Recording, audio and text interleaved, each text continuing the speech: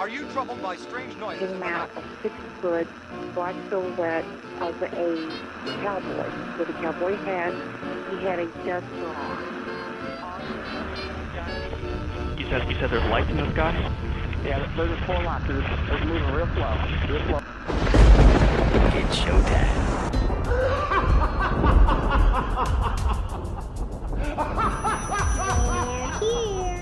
The Emit Blackwell Show, diving into the creative minds of sci-fi, horror, fantasy, and paranormal authors. Their fantasy is our reality. Welcome once again to the Emit Blackwell Show. Before we begin, I want to remind everybody to like, share, and subscribe to this video. Today, I've got GA Minton. He is a writer who wrote a couple of books. The first one is Trisomy XXI, and the other one is Antitheus. How are you doing out there, GA? Doing good, Emit. Thanks. So, when it comes to your writing, when did you first unlock this writing talent? Okay, it's a pretty interesting story, and I'll try to make a long story short, but basically several years ago, I was rear-ended by a drunk driver on the freeway, and actually totaled my car, sent me to the hospital with a closed head injury, and after, being in the hospital for a period of time, I noticed that I had some problems with aphasia, which means you have a problem with communicating with others, and also some memory loss. And so I went to see a neurologist and was placed on some medication that they use for individuals with Alzheimer's disease. The medicine's called Aricept. Anyway, at the time it was pretty sad scenario. Because I had this closed head injury, and there wasn't really a whole lot they could do. So after a few months of being on the medication and actually my brain starting to heal, what had happened was that the neurons in my brain obviously re-anastomosed, reconnected in a way that gave me the creative ability to write. I never had really. I'd never written a book before. I never, had done any creative writing except for maybe, in college when you write, certain themes or things of that nature. But had never done anything like that before. And so this, it's very hard to explain, but basically this process came to my mind, this idea of my first book, which is called Trisomy XXI, and I'll get into that later about what it's about, but basically the whole story unfolded before me, and it's kind of like I just sat down and, just kind of started from chapter 1, didn't have any outlines or anything, started from chapter 1, and wrote, from the beginning to the end. Wow. The book also has 21 chapters. Oh, yeah. Trisomy XXI has 21 chapters. Kind of cool. So, just wrote that all out. And again, I don't use any outlines or anything of that nature. It just kind of came to me. It's almost like flipping on, or watching a motion picture, and you're seeing the picture. Well, that's kind of the picture that I had in my head. It's very hard to explain. Yeah. And there's a syndrome that is actually called acquired savant syndrome, and which, as far as I can tell, this is exactly what has happened to me. And with acquired savant syndrome, basically this occurs to an individual who is able to create, things that he or she was never able to create before. They become prodigious. Could be artwork. It could be mathematics. It could be different and sundry things. But for me, it was this creative writing. And usually it's a result of someone who's either had a head injury, had some form of dementia, closed head injury like I had. And so that's kind of where this all came from. And so I can't tell you how many stories that I have in my head that I've put on paper. I just wish I could type faster to get all these stories out. But yeah, and that's the thing too, is the word around the internet is that they call you the acquired savant horror writer, which is kind of a catchy name, you know. Yeah, it's like I say, at the time I didn't think it was too cool. Yeah. Because when you're trying to speak to somebody and then you forget what word in the sentence that you want to use, it was very, very frustrating. But like I say, after a while, was able to kind of recoup that. But what happens is that the brain, parts of the brain, and for me it was the frontal lobe that was involved, the right frontal lobe, and so because I had a contrecoup injury to where my head hit. I was driving the car and my head hit against like the windshield, and your brain is kind of sloshing around in there, and so it bangs up against the opposite side of the skull, and so that's exactly what happened. And then after it healed up, then that area of the brain, which is involved in creativity, healed to the point to where I had this ability, which I never had before, to be able to write stories, and it was almost like a compulsion. I had this compulsion to where I was, just a force that was kind of making me write these stories. So yeah, and now did you like watch a lot of sci-fi or horror like when you were younger? I mean, was this like part of your life before? Yeah, exactly. I think that's where these stories emanated from. I've always been a big horror sci-fi fan ever since I was a little bitty kid. Going to the theater and watching all the scary movies and all that kind of stuff. I've been a big, Frankenstein, Wolfman, Dracula, all the above. And even now, we always go see horror movies. I like I say, I've got it in my blood, and it's like an addiction. So. Oh yeah, and so when it comes to that, what, as far as like reading or even movies, I mean, I'll even take movies here, because I love movies myself. So what has inspired you as being an author? What type of movies have inspired you? I've seen a gazillion horror movies and sci-fi movies, and so Stephen King's movies. I've done read a lot of works of Edgar Allan Poe. Yeah. Stephen King. Mary Shelley. Clive Barker. All the above. And I really enjoy Clive Barker's works as well. Oh yeah, just his creativity. Authors. Yeah, and just his creativity when he worked with the Hellraiser series and coming up with that entire world, it was just unbelievable. And I'm sure our listeners can just relate to that completely. They love horror and they love sci-fi. They love all this stuff. So right. So on Trisomy 21. Now the interesting thing about this story, because the title obviously kind of gives it away, but for those people who may not know, Trisomy 21 is the actual medical term for Down syndrome.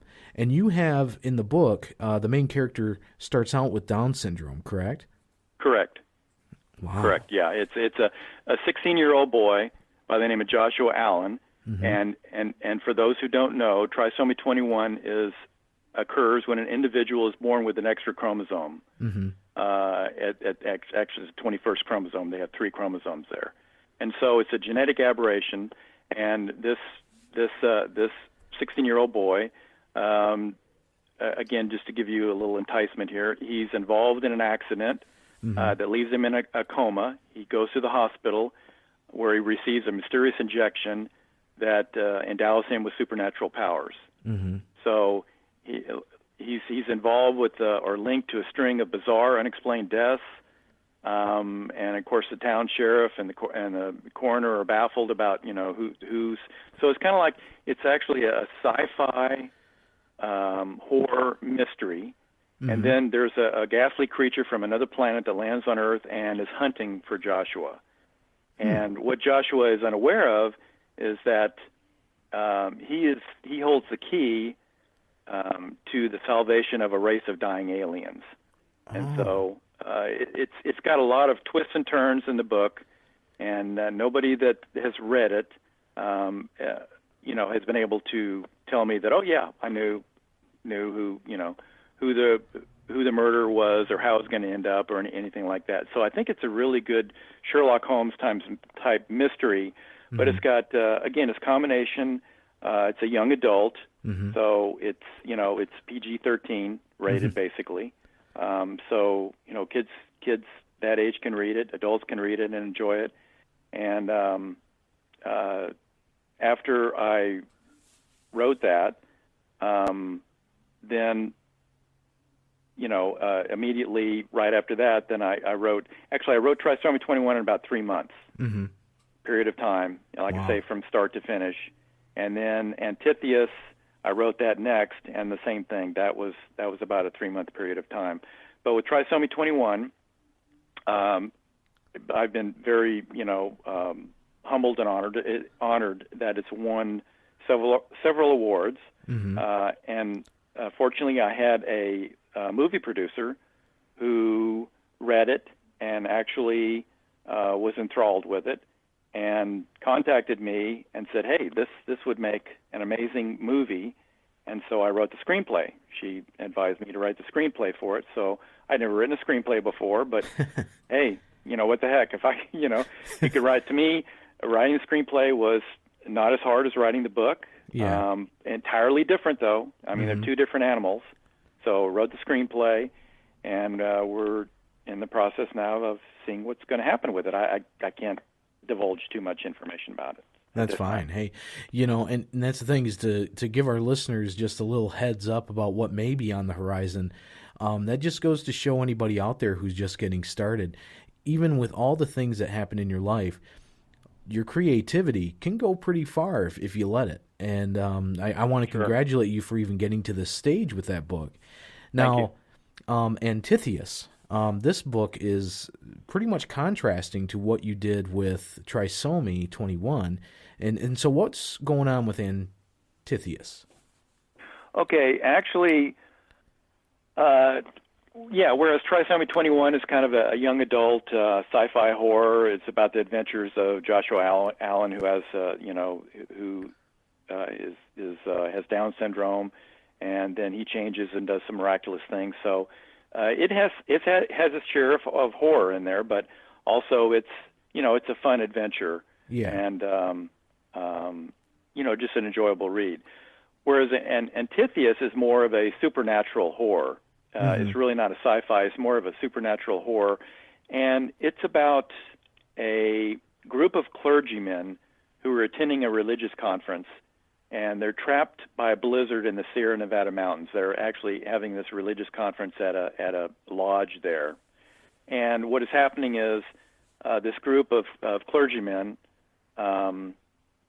are actually being killed off one by one. They're actually being brutally slaughtered by it's an unknown malevolent entity that's killing them off, and they're called the Shepherds of God. The group is, and so basically they have to match their wits against this deadly adversary, and it's an epic battle of good versus evil, if you will. Yeah. And the gist is that the fate of every man, woman, and child on earth kind of hangs in the balance with this particular story. So it's and again, it's one where you're not going to be able to guess the end of the story.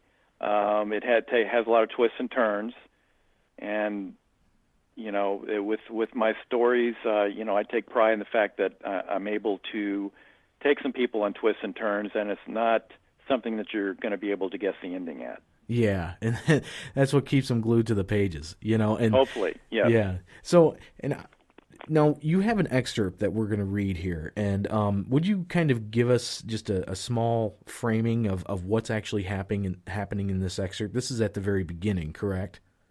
Right. Yes. This is. It starts off, and Antitheus starts off with a bang. Basically, after the clergymen there have arrived at the end. The Zeke, who his name is Zeke Reinhold, he is actually the innkeeper.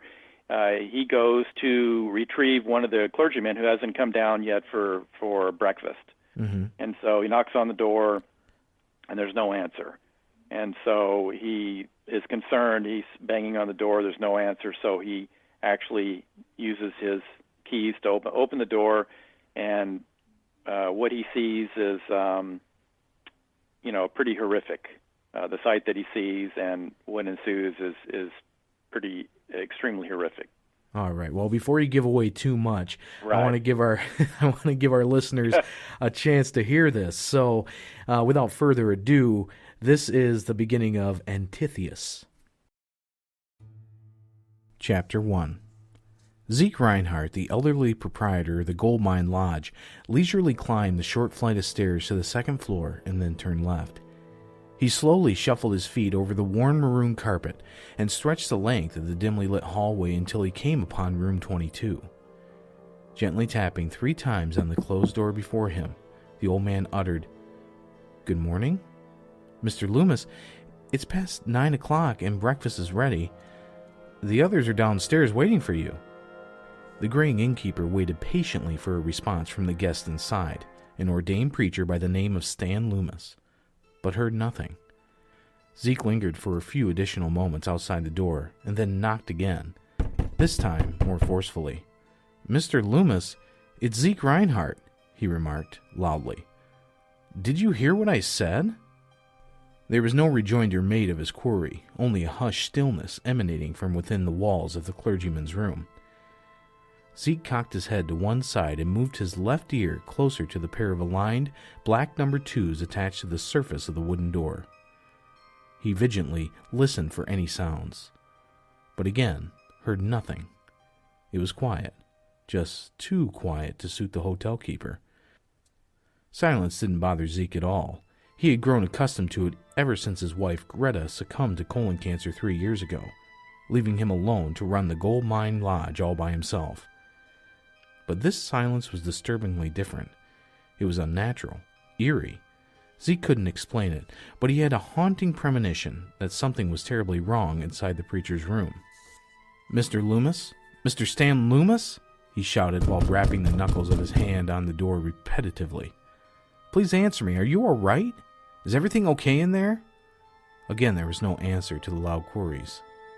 Zeke was fairly certain that Stan Loomis was still in the room because he hadn't passed the minister on the stairs and all the other guests were down in the dining hall eating their breakfast. The concerned lodge owner tried to open the door, but it was tightly locked. A chill surged down the back of Zeke's neck and spine as he reached into the front pocket of his trousers and withdrew a metal ring of attached keys. That same little voice inside his head was warning him again that something was terrible, something evil, had befallen the occupant of room 22. The innkeeper nervously fingered through the set of clanking keys and found the silver master that would allow him to unlock the door.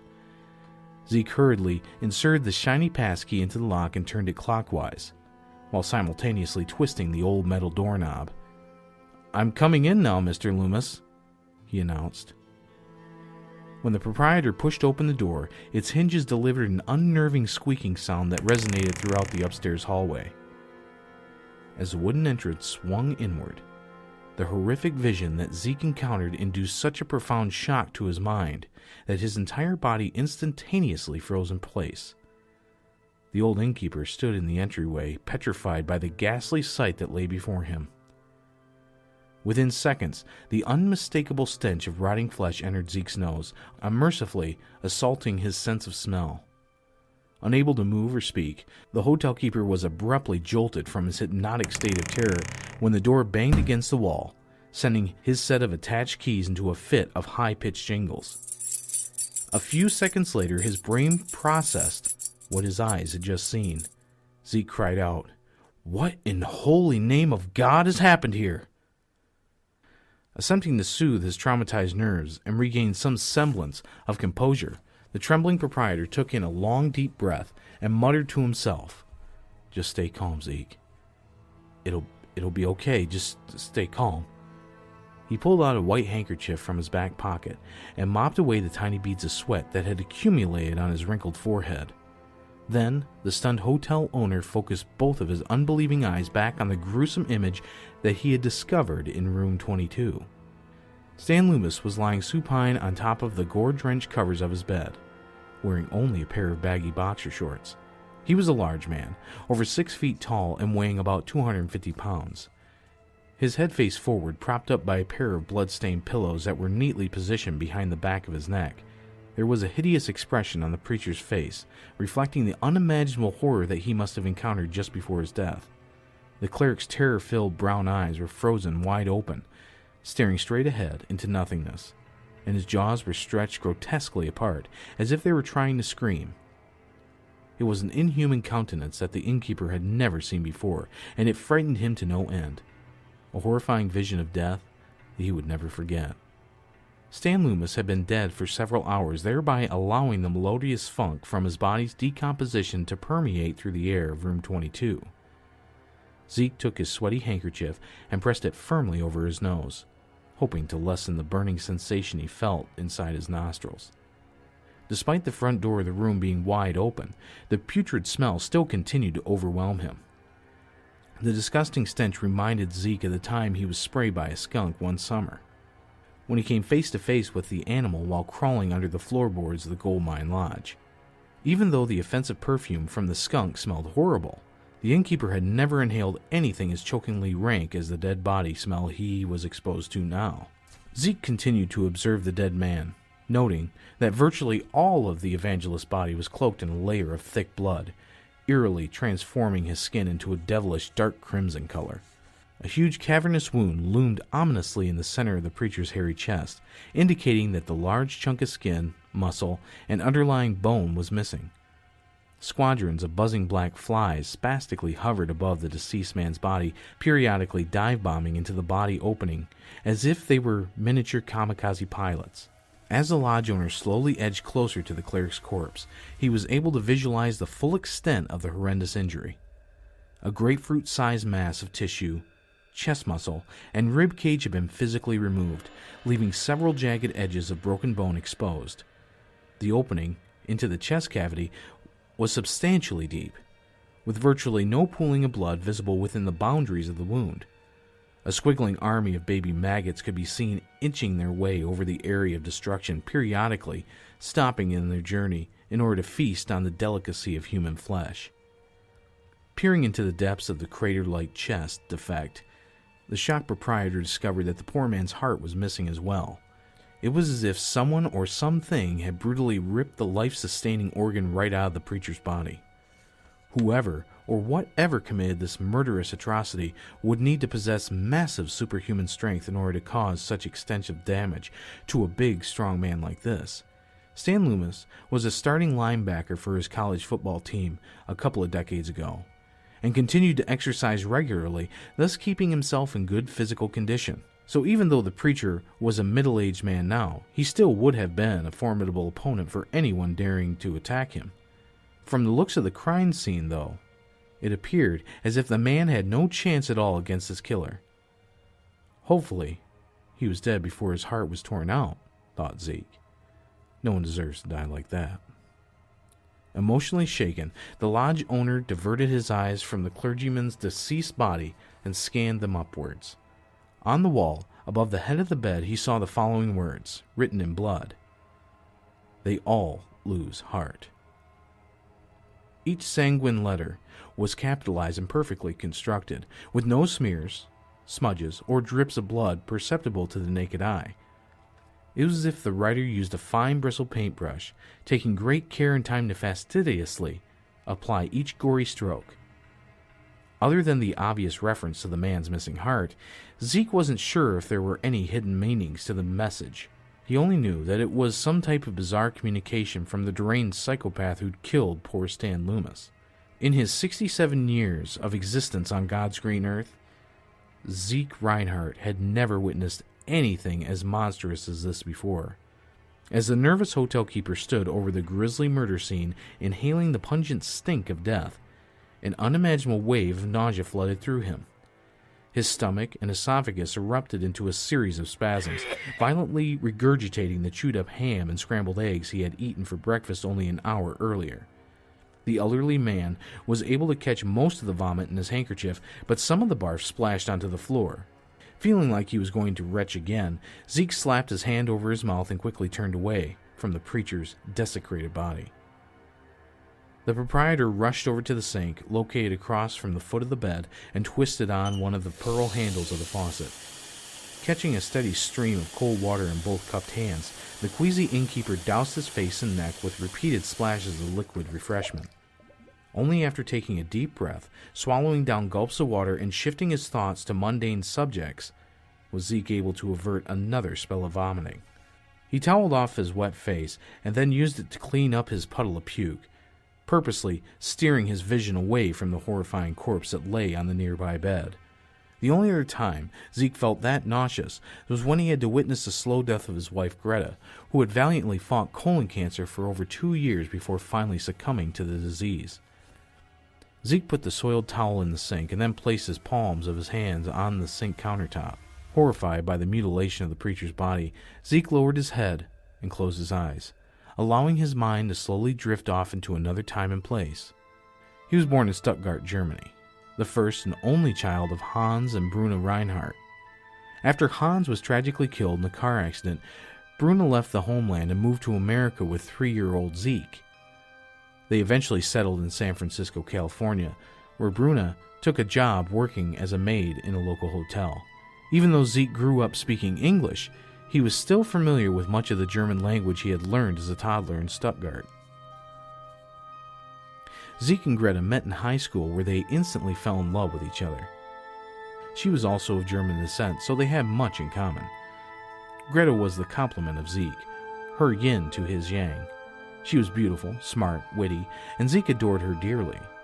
Greta was diagnosed with a malignancy at the age of 58, when she noticed a dark color in her stools. The MRI scan confirmed what Zeke had feared, an inoperable stage 4 adenocarcinoma of the colon, which delivered less than 15% 5-year survival rate. Greta never smoked cigarettes or drank alcohol, and her diet was always healthy. It was the luck of the draw, an inherited genetic predisposition to acquire the malignant disease, finally rearing its ugly head at the wrong time. Unfortunately for her, Greta would have to play with the cards she was dealt. After undergoing 2 different rounds of chemotherapy that utilized a myriad of toxic agents, the doomed woman eventually lost the battle to cancer and ended up on her deathbed. Zeke was the ideal husband, catering to Greta's every wish and need, both in sickness and in health. Now he had the terrible misfortune of having to watch his darling wife die. Holding Greta in his arms, he kissed her lips one last time before she slowly exhaled her final gasp of air. Losing Greta was so devastating to Zeke that he himself became physically ill, leaving him constantly nauseous and unable to keep most foods down. Emotionally, Zeke could never get over the tragedy, but physically, the nausea and vomiting finally dissipated, thereby allowing him to regain his appetite. Zeke suddenly opened his eyes and blinked several times, forcing him to come out of his dreamlike state and enter back into reality. Realizing where he was and what had happened, he lifted up his head and said loudly, "Okay, Zeke, snap out of it. It's time to get your shit together." The innkeeper splashed some more water on his face and then combed back his locks of gray hair with both hands. Zeke had watched enough murder mysteries and police shows on television to know that he should not touch anything else in the room. It would most likely be cordoned off and treated as a crime scene. He would leave everything exactly as he found it, lock the door when he left, and then use the phone in his office to call Scott Parker, the sheriff of Sierra County. In addition, positively, no one would be allowed to enter the murdered man's room until the proper authorities arrived.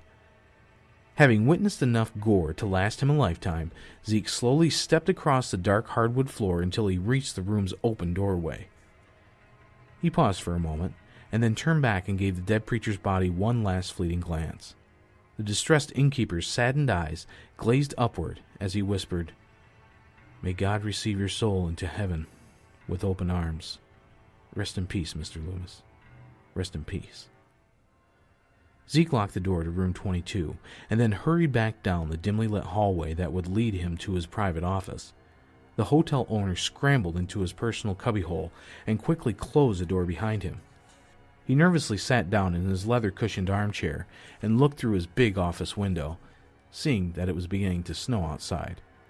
Zeke's reflection from the glass pane revealed a nice-looking, older man with a rugged face, tan skin, distinctive blue eyes, dark, bushy eyebrows, a prominent nose, wide lips, and a strong chin. The proprietor's thick, gray hair was neatly cut, and his face was clean-shaven. Zeke lifted the black phone receiver off its base and punched in the number to the Sierra County Sheriff's Office. After the third rhythmic ring, a woman with a low monotone voice answered the call. "Sheriff's Office, Cheryl Lynn speaking." "Hi, this is Zeke Reinhardt calling from the Gold Mine Lodge.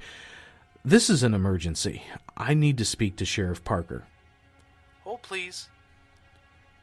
While he was waiting on the phone, Zeke peered outside his office window and began counting the falling flakes of snow that were slowly parachuting by. Originally, nice weather was predicted for the weekend, but according to the forecaster on the radio this morning, a storm system unexpectedly changed directions and was now heading their way. The temperature dropped precipitously, and the once blue sky was now filled with an assortment of thick, billowy clouds. After enumerating 37 of the plummeting white shavings of icy precipitation, the lodge owner heard a gravely male voice over the phone. "Sheriff Scott Parker here. What can I do for you?" The innkeeper's mind was momentarily mesmerized by the falling snowflakes, so it took him a few seconds to gather his thoughts together. Hi, Sheriff. This is, Zeke Reinhardt from the Gold Mine Lodge. I'm calling to report a murder." All right, and we are back. Man, I tell you what, talk about a terrifying situation for anybody. And you don't see those types of things normally in a hotel or a lodge or a resort. So hopefully, right? Yeah, and when you get a bunch of clergymen together, it's not like the thing they do. This Antitheus, this entity is obviously not on the guest list. Correct. So, it's great. I like it. The gruesomeness of it, the way you describe it. Trying to read this and not get chills is hard. So, Great. So, now this is a question that I haven't really asked any of my authors yet, and it's something that I'm kind of curious about. So, if you were any one of the characters in one of your books, and, although most authors will say a lot of the characters in the books are already reflections of them, what's one character that you would be in a book? Oh, okay, that's a good question, an interesting question. Probably I could be a number of characters, but probably the one that's of interest to me is actually Joshua Allen, the 16-year-old boy who has Down syndrome. And the reason I say that is that there is some similarity. He's involved in an accident. I was involved in an accident. He's able to gain supernatural powers. Well, I don't have supernatural powers, but it did enable me at least to be able to write creatively, which I actually love now. I really enjoy writing for my readers, and I enjoy producing really good stories, interesting stories, scary stories that people enjoy. I mean, that's what it's all about. You don't be an author for the money or anything else. You do it because you enjoy sharing stories with others, and you like to entertain them, if you will. But Joshua Allen is actually also one of the incentives for Joshua Allen, who has Down syndrome, is that when I was growing up, I had a cousin who also was afflicted with that as well. And so we were very, very close. And unfortunately, he died at a young age of cancer. He was like 25. So we kind of grew up together and played together and did a lot of things together. So really a part of my heart, is in this book, Trisomy XXI, and Joshua Allen, like I say, is kind of conceived from my mindset of my cousin.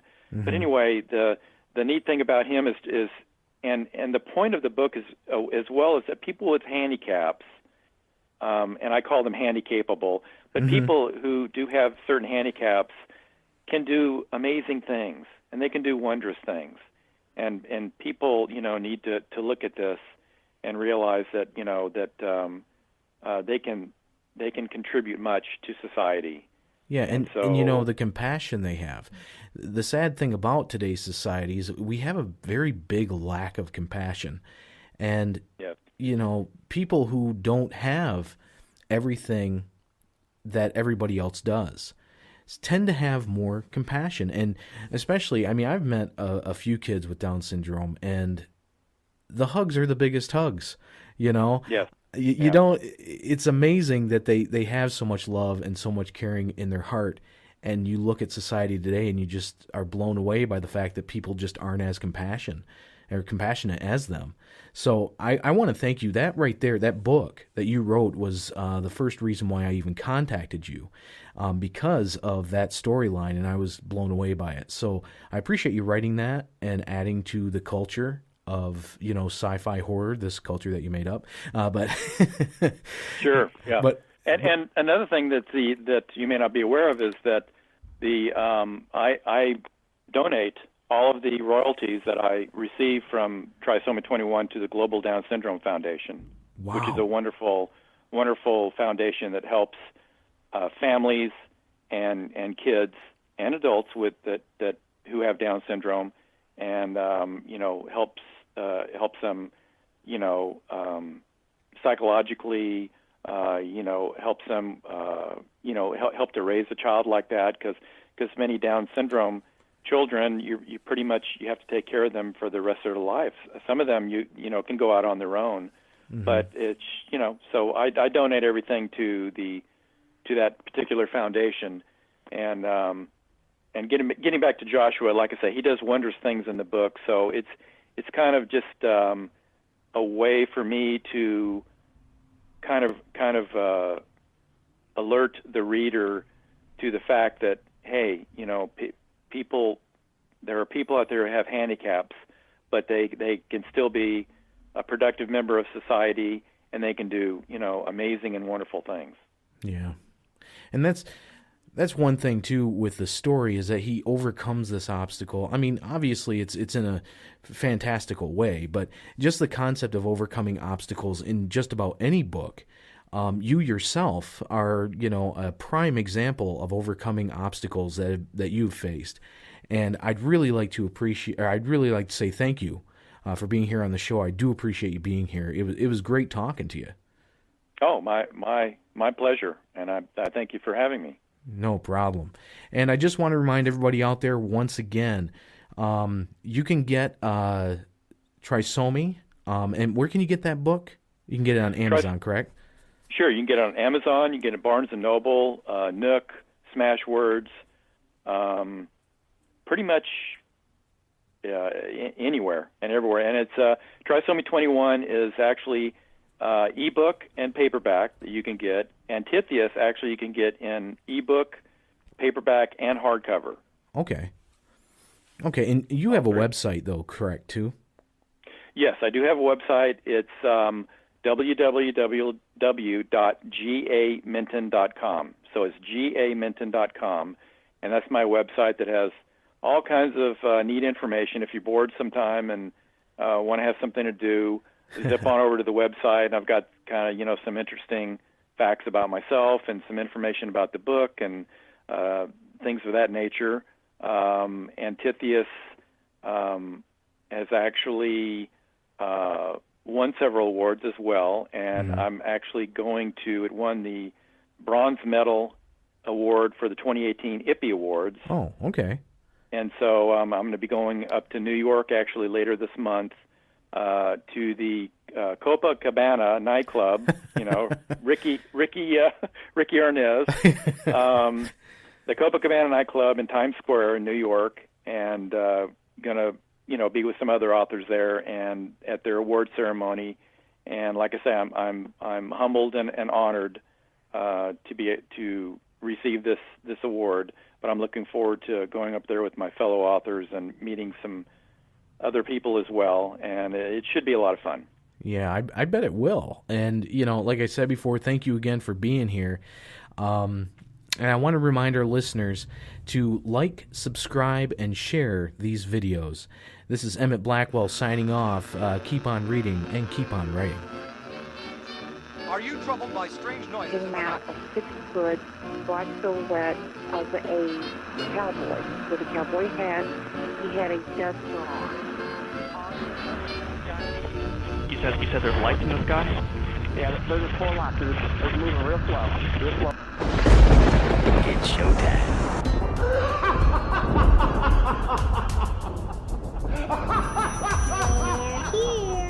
The Emit Blackwell Show, diving into the creative minds of sci-fi, horror, fantasy, and paranormal authors. Their fantasy is our reality.